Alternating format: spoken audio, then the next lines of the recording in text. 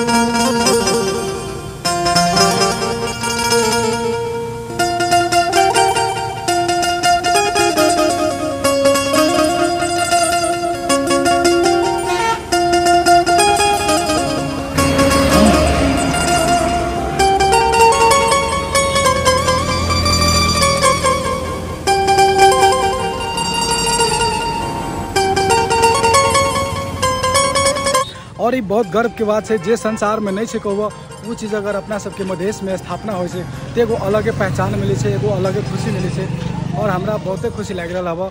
और अहाँ सब देख रहा छे शहीद गेट है।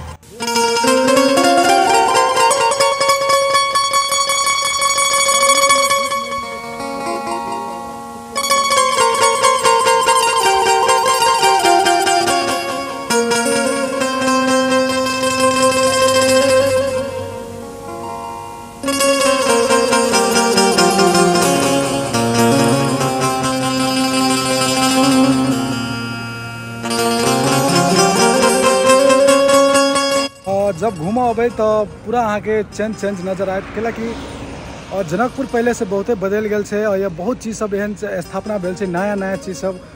सबसे खास ये शहीद गेट है जनकपुर के जे कि बहुत अद्भुत है, एहन संसार में कतोक नहीं मिलत जे कि अपना सबके मधेश के एगो शान भी कहल जाते, मान सम्मान जे शहीद भेल है मधेश आंदोलन में ओकरा सबके प्रति। और ई शहीद गेट बनल है जे कि बहुत विशाल है।